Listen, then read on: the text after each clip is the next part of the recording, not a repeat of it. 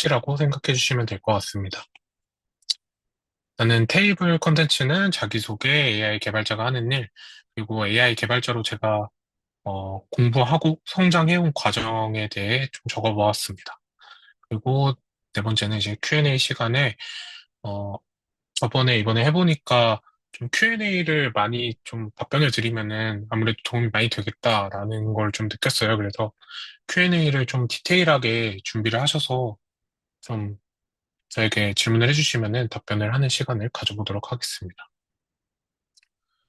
네, 저에 대해 간단히 소개를 하면은 지금 현재 대기업 SI 개발자로 근무를 하고 있고요. 저 같은 경우에는 이제 3년 차이고, 원래는 이제 비전공 영업관리 직무를 하다가 저도 이제 똑같이 부트캠프를 하고 직무 전환을 한 케이스입니다. 그리고 저는 AI 튜터와 코치를 좀 겸업을 진행을 하고 있습니다. 제 도메인 같은 경우는 이제 AI 엔지니어가 주 도메인이긴 하지만 SI 회사 특성상 아무래도 백엔드나 뭐 데이터 엔지니어링 등을 조금 많이 같이 하고 있습니다. 그래서 특히 금융권 프로젝트에서 이제 백엔드나 데이터 엔지니어링을 좀 개발을 많이 하고 있고요. 따로는 이제 AI 에이전트 쪽에 좀 관심이 많아서 커뮤니티를 통해서 연구 및 개발을 하고 있습니다. 그래서 제 좀 키워드 자체는 에이전트, 레그, 그리고 어, 솔루션 아키텍트라고 적었는데 이것도 제 업무가 있다 보니까 이렇게 적어보았습니다.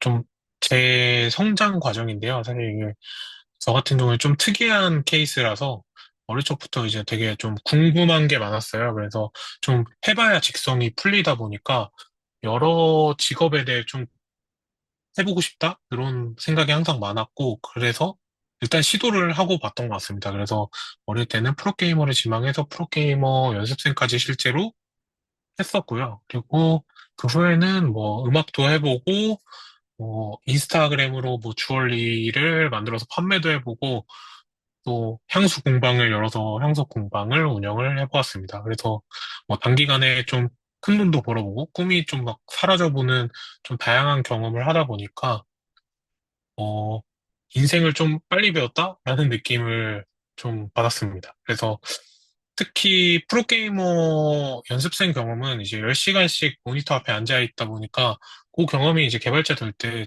특히 도움이 많이 됐던 것 같아요. 그리고 저의 첫 직무 같은 경우에는 이제 편의점 영업 관리, 이제 판매 관리로 이제 직무로 첫 사회 생활을 시작했습니다. 생각보다 내성적인 저에게는 이제 어울리지 않은 직업이었고, 제가 MBTI가 인프피거든요. 그러면은 좀 많이 스트레스를 받는 타입이다 보니까 CS 상대하기가 너무 스트레스를 많이 받더라고요. 그래서 내가 과연 이 직무를 하면서 행복하고 나이 먹어서도 할 수 있을까라는 조금 의심이 들면서 그때 마지막으로 이제 개발, 더 늦기 전에 개발자에 한번 도전해볼까? 나는 만드는 걸 좋아하니까 라는 생각으로 일단 무작정 결정을 했던 것 같습니다. 저는 우선 학벌이 좋지 않습니다. 아무래도 제가 조금 여러 시도를 하다 보니까, 좋은 대학교를 들어갔음에도 불구하고 좀 중퇴를 했습니다. 그래서 요거 자체가 이제 이력서를 적을 때 오히려 저는 중퇴가 좀 마이너스라고 생각을 해서 일단 적지를 않는 편이고요. 그래서 저 역시 이제 국비지원 KDT 뭐 수업을 받고 개발자가 된 케이스입니다. 사실 요즘에 부트캠프가 많아지고 뭐 다양한 매체에서 이제 막 혼란이 올 것 같다고 이제 생각을 했는데, 사실 그래서 오늘은 어떻게 하면은 좀 담백하게 AI 시대를 어떻게 준비를 해야 될까라는 걸로 좀 얘기를 해보려고 합니다. 네, 저 같은 경우 현재 하는 일은 이제 그룹사 및 계열사에서 AI 서비스 개발 또는 POC를 수행하고 있고요. AI 모델링 및 관련 기술 검증을 하고 있습니다. 그리고 이게 업무는 아닌데 오픈소스 자체를 좀 관심이 있다 보니까 컨트리뷰터도 하려고 하고 또 튜닝 실험을 많이 하고 있습니다. 그리고 AI 트렌드를 좀 리서치하면서 업무에 어떻게 하면 효율적으로 적용할 수 있을지 생각을 많이 하고 있습니다. 그리고 아무래도 대기업이다 보니까 CSP 클라우드를 많이 써요. 그래서 클라우드를 활용해서 AI 플랫폼을 구축하는 이제 프로젝트들이 워낙 많다 보니까 그런 것도 좀 하고 있습니다. 간단하게 AI 서비스 개발자란 이라는 것을 좀 정의를 해봤습니다. 사실 이게 있는 말이라고 하기에는 좀 어려울 수 있는데, 이게 저는 AI 서비스 개발자다라고 생각을 하고 이제 커리어를 쌓아가고 있거든요. 그래서 AI 시대에 이제 AI를 좀 활용하고 인공지능 시스템을 설계하고 개발하는 전문가로 이제 기존의 레거시 시스템을 좀 대체하거나 새로운 AI 시스템을 설계하고 뭐 비즈니스나 문제 해결을 최적화하는 솔루션을 개발하는 사람이라고 생각하시면 될 것 같습니다.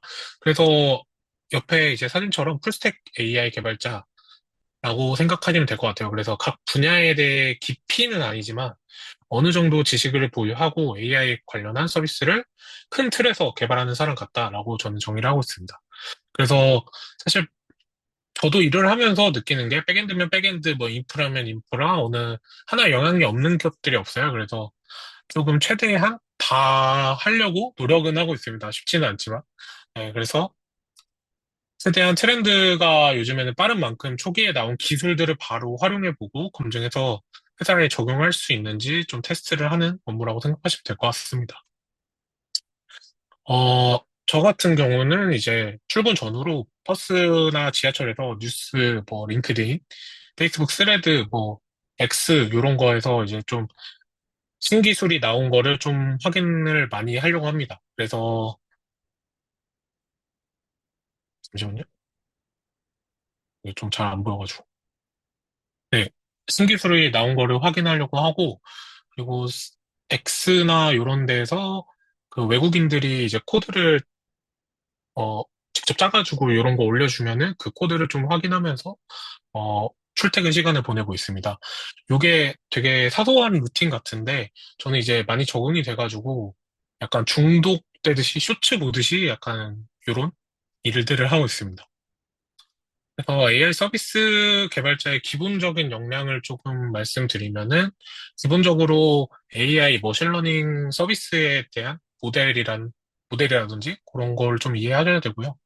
그리고 서비스 적용을 위해서 백엔드 역량은 어느 정도 있으셔야 됩니다. 그래서 뭐 컴퓨터 사이언스 지식이 좀 많이 필요하고요. 그래서 또 그 백엔드를 구축하려면 이제 컨테이너라든지 API, DB에서 어느 정도의 지식이 필요합니다.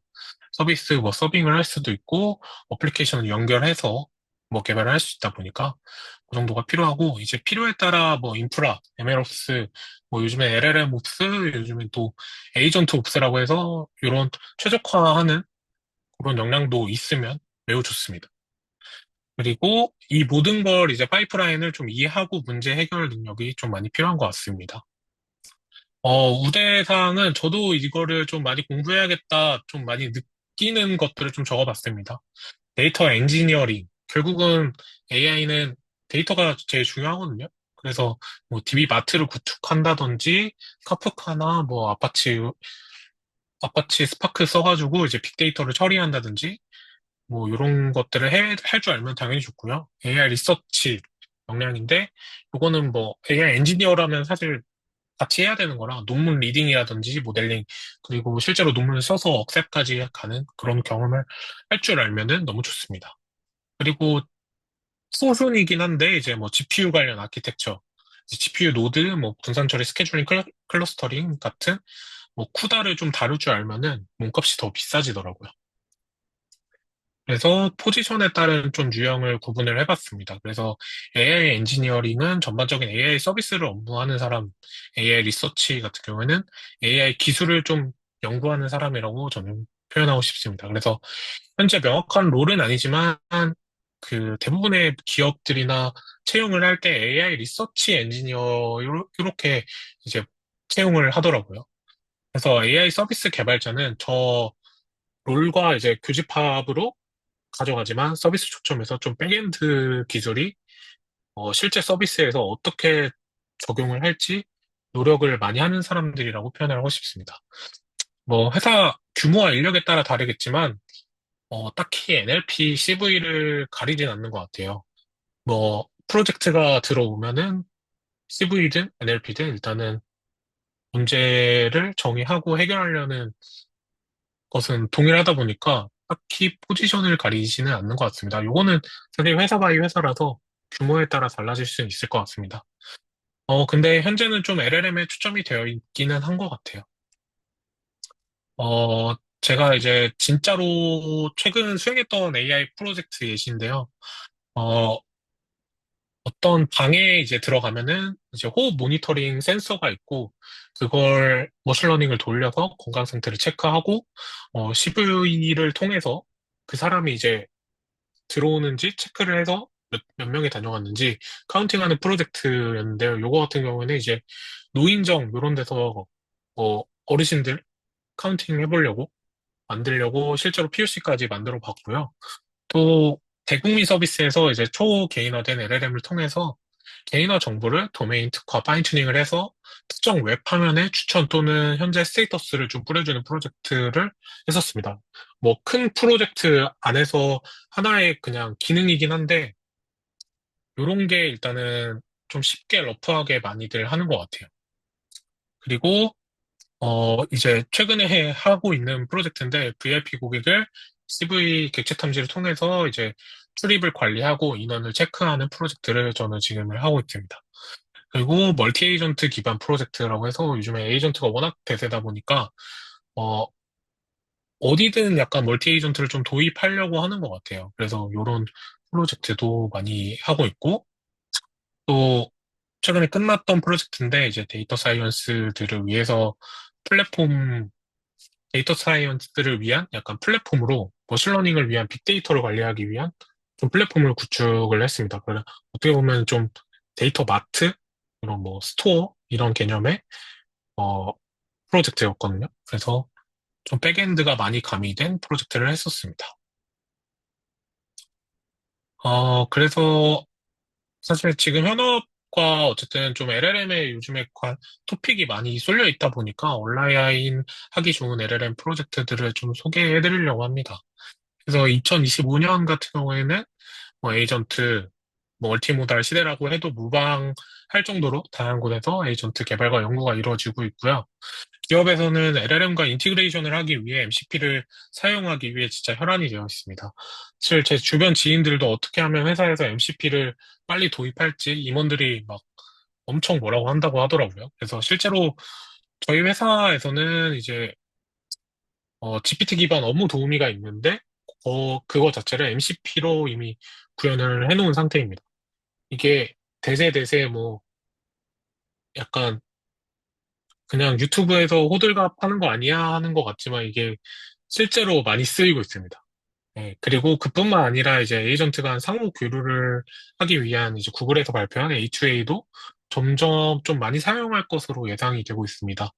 A2A 같은 경우에는 뭐 랭체인이 아닌 이제 뭐 오토젠을 활용해서 만약 에이전트를 구축이 되었다고 하면은 랭체인과 오토젠을 좀 상호 교류할 수 있는 멀티 에이전트 시스템을 구축할 때 하나의 규약을 만든 프로토콜이라고 생각하시면 될 것 같아요.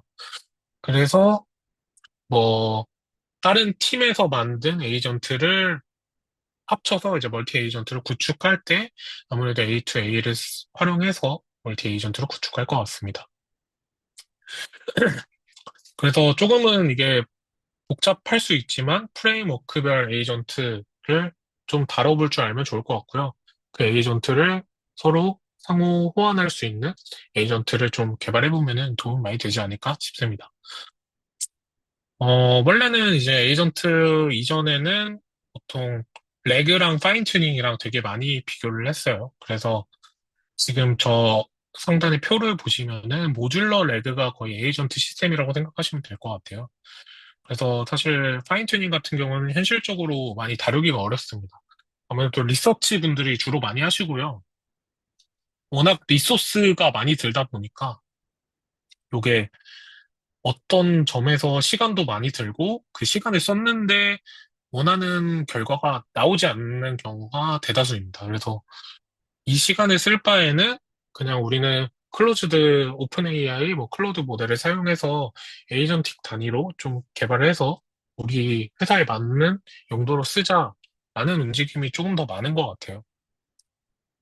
그래서 사실 저는 잡부라고 좀 표현을 하고 싶어요. 약간 AI계의 풀스택 잡부 느낌이 살짝 강하거든요. 그래서 더 앞으로는 사실 중요해지는 인력이라고 생각을 합니다. 결국 이게 서비스가 되어야 하는 관점에서 볼 때 서비스 개발 100% 경험이 있는 사람을 찾지, 연구만 한 사람은 솔직히 탑티어나 탑티어 논문을 낸 사람 아닌 이상 AI에게는 분명 대체당하기 쉬울 거라고 생각을 합니다. 그리고 현재도 요즘 트렌드를 보니까 재기학습을 통해서 AI 자체가 AI 학습 튜닝을 하는 논문들이 되게 많이 나오고 있더라고요. 그래서 뭐 백엔드, 데이터, 인프라, 아키텍처까지 다룰 줄 알고 추후에는 AI 아키텍처라고 해서 AI 아키텍처를 좀 검증하는 직무도 크게 중요할 거라고 생각이 들고 있습니다. 일단은 저는 석사를 나오진 않았고요.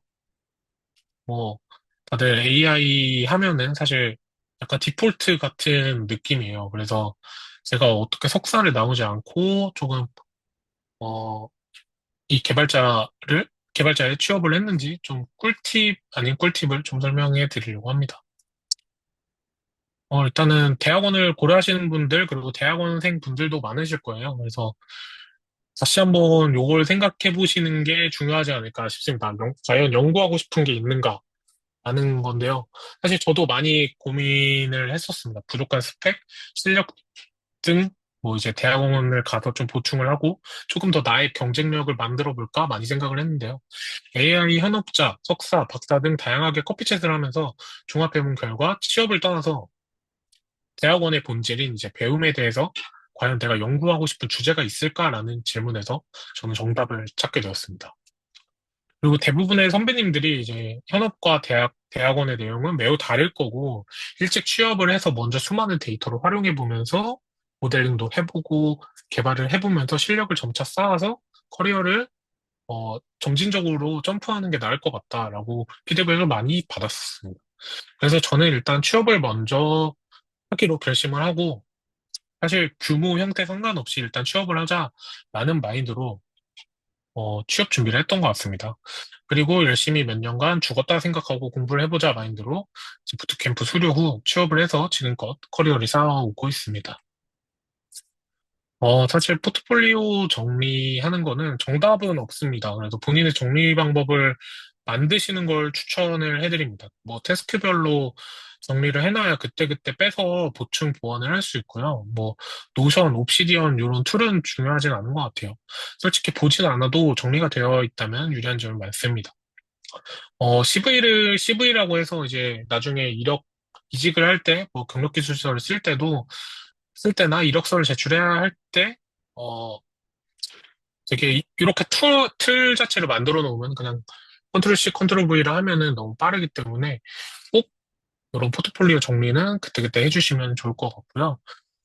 사실 저도 이제 취준생들이나 학생들을 좀 많이 만나서 얘기를 해보면은 일단 정리가 안 돼 있어요. 그리고 사실 제가 취업한 시점이 좀 되었지만 그때 거보다 뭔가 만족한다? 이런 느낌을 받아본 경험이 없기 때문에 그래도 나보다는 더 정리가 잘 되어 있어야 좀 취업하기가 쉽지 않을까? 요즘에는 이런 말들을 많이 하고 있습니다. 그래서 아무 좀 귀찮아도 그때그때 좀 정리하는 습관을 들이셨으면 좋겠습니다. 이력서 정리인데요. 사실 이것도 똑같은 맥락입니다. 뭐, 저 같은 경우는 아직도 최소 한 달 주기로 업데이트를 하고 있습니다.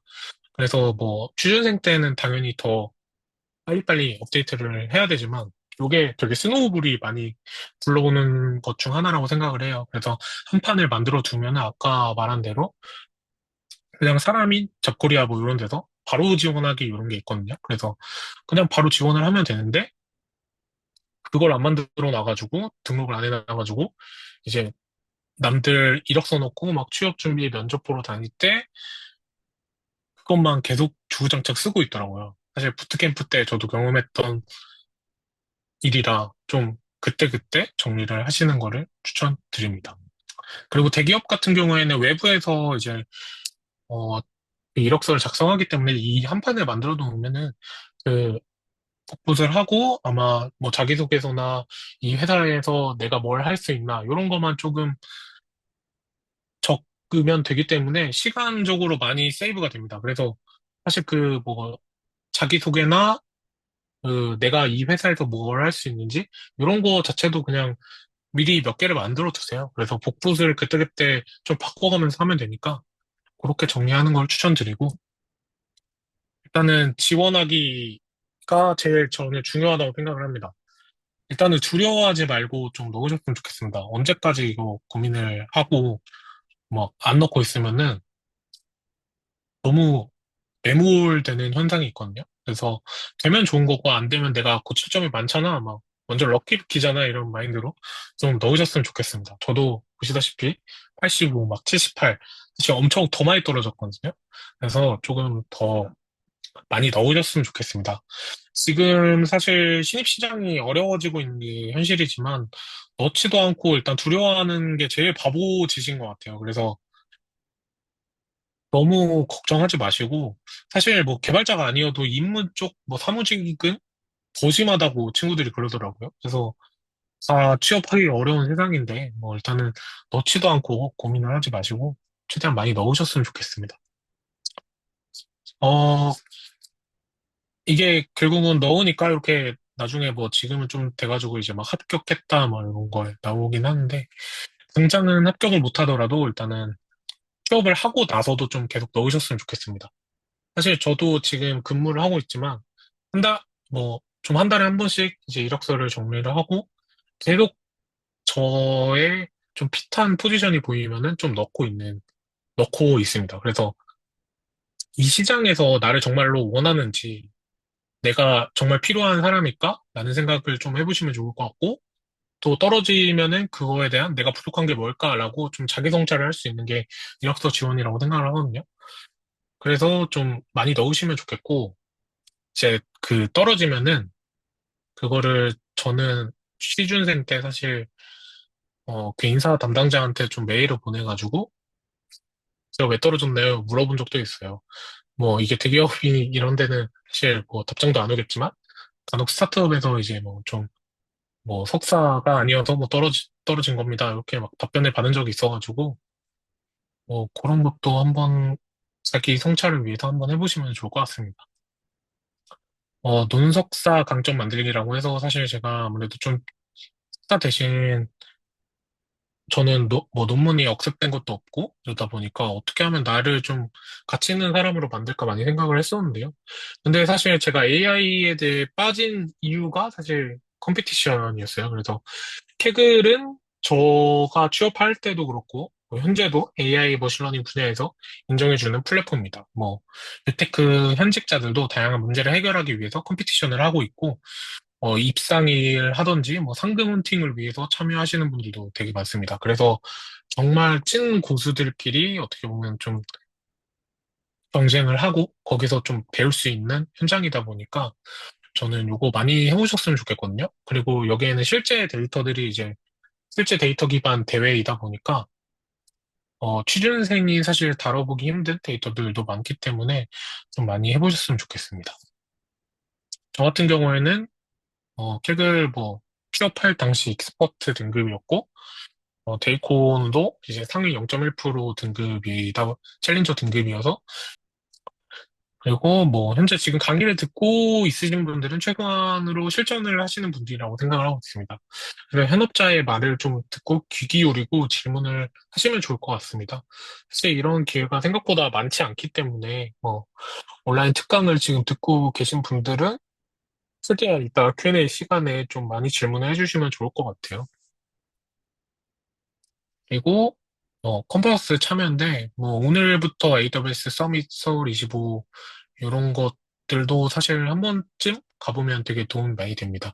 여기 갔을 때 사실 되게 내가 여기서 뭘 봐야 되지? 이런 생각을 많이 하는데 가는 것 자체가 이게 알게 모르게 뇌에 약간 남아 있더라고요. 그래서 뭐 AWS는 어떤 기술을 쓰고 있지? 막 이런 게 나중에 기억이 남고 또 뭐 핸즈온 세션이라든지 아니면은 아까 말한 커피챗 하는 그런 기회들, 네트워킹 할 수 있는 기회들이 너무 많기 때문에 이런 데도 한 번씩 가보시면 좋을 것 같고, 굳이 이렇게 큰 행사가 아니어도 이제 뭐, 이벤터스 가셔가지고 조금 자그마한 이제 AI 컨퍼런스를 좀 가보시는 걸 추천드립니다.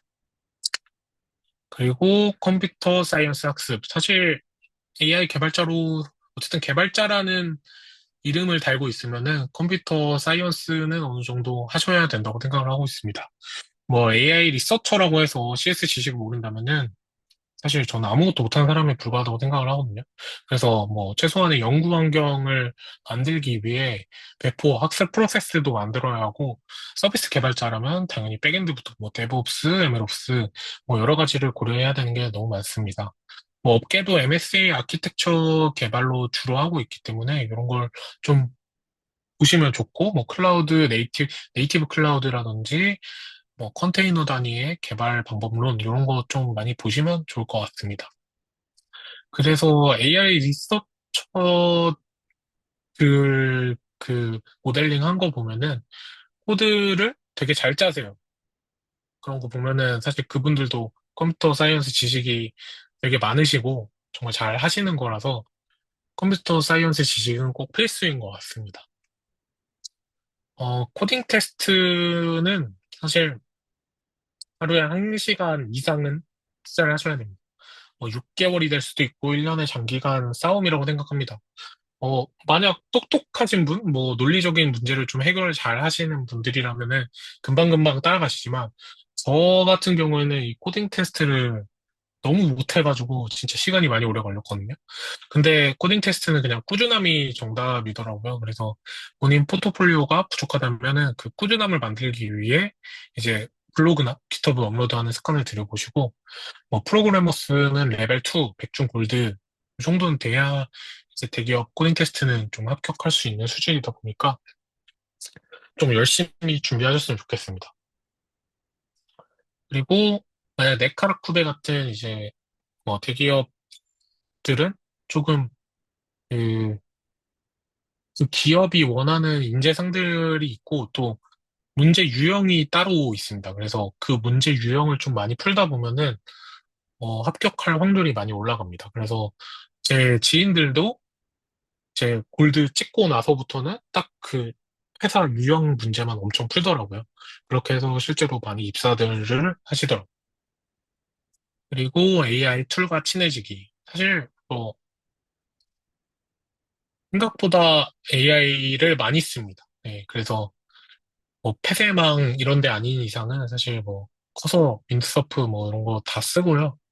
뭐 코드 리뷰할 때, 리딩할 때 이제 생성형 AI로 활용을 해서 1차적으로 뭐 리딩하고 뭐 주석을 다는 행위, 그리고 뭐 CI/CD 파이프라인에서 이제 깃허브에서 뭐 git 액션에 이제 뭐 LLM을 붙여서 배포를 할 때 뭐 로그 같은 걸 남기는 행위, 뭐 정보 탐색을 활용해서 이제 초반에 자료 조사를 할 때 퍼블리시티를 많이 쓰고요. 그리고 뭐 요즘에 워낙 엠파렌이나 메이크 같은 워크플로우를 구성하는 에이전트들이 많기 때문에 그런 것도 CRM이나 뭐 ERP 만들 때 좀 쓰는 것 같습니다.